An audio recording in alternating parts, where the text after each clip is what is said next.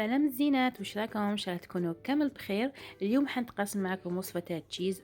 كمرحله اولى نديروا 2 كيسان تاع الحليب يكونوا دافيين، نزيدوا عليها مغرفه كبيره تاع سكر ومغرفه كبيره تاع الخميره، ونخلوهم يخمروا بجيه، ومن بعد نكملوا المقادير المتبقيه.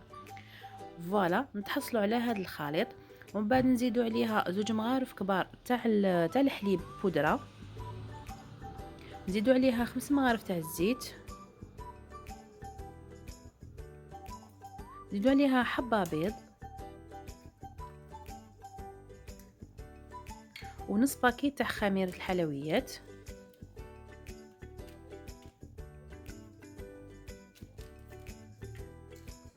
ونخلطوهم كامل تري بيان، نتحصلوا على هذا الخليط. ومن بعد نبداو نزيدوا الفرينه تدريجيا حتى تكون لنا عجينه طريه، وبلا ما ننساو الملح.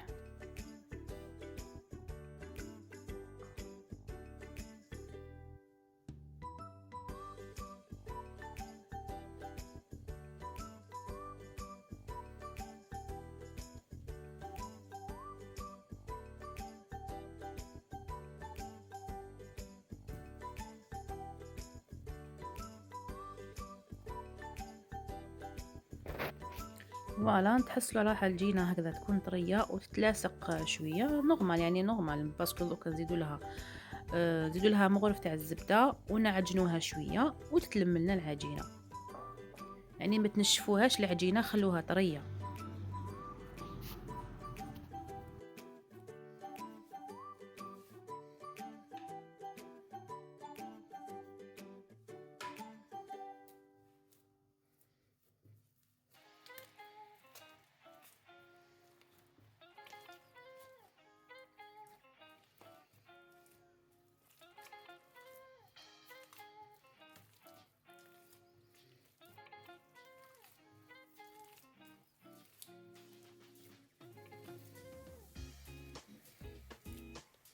فوالا كيفاش تنطمنا العجينه، يعني تطمنا بسهوله. فوالا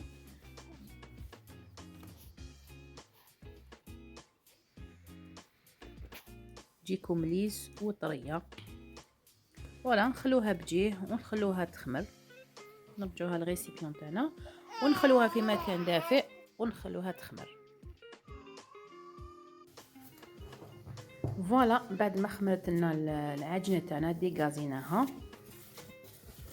نحو لها هذاك الخمور، نحطوها في البلون دو طرافاي تاعنا عفوا. نحكموا ميزان، دوكا اللي ما عندهمش ميزان يقدروا يديروا عينهم هي ميزانهم، سينو نوزنوا الحبه تاعنا. انا وزنتها 99 غرام هكذاك حتى 100 غرام، يعني الحبه ما تجيكم كبيره ما تجيكم صغيره، تجيكم متوسطه الحجم. يخرج لكم الحبات يخرج لكم 11 حبه حتى 12 حبه، وتقدروا حتى 13 حبه كاع، باسكو كاين فانا دي فما تشربش صافيك تخرج لكم زياده، واذا كانت فانا تاعكم سوا تخرج لكم 12 حتى 13 حبه. فوالا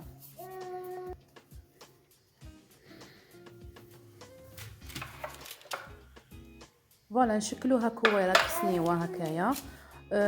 بعد نهبطوها شويه، ماشي نهبطوها مليح نورمال، كش نهبطوها شويه برك ونخلوها تخمر بور لا دوزيام فوا.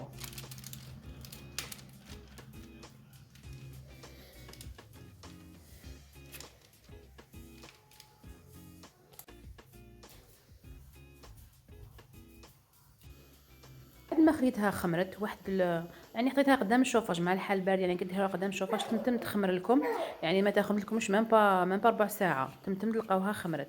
ومن بعد ندير لها شويه حبه بيض مع شويه حليب، وندهنوا كامل الاخر تاعهم. اللي ما عندهمش البيض يقدروا يديروا الحليب وحده، ونديروا عليها شويه جلجلان. فوالا ومن بعد نديروها نديرو زيطيب، يكون الفور مسخن مليح مليح بيان سور، وشعلوا له من الفوق ومن التحت، جوست توفوه تنفخ بيان خدا تحميره من الفوق، طفوا له يخلوه يكمل ضيابه من تحت، ومن بعد ياخذ تحميرته وحده يكمل كاع لي كوتي يحمروا وحدها.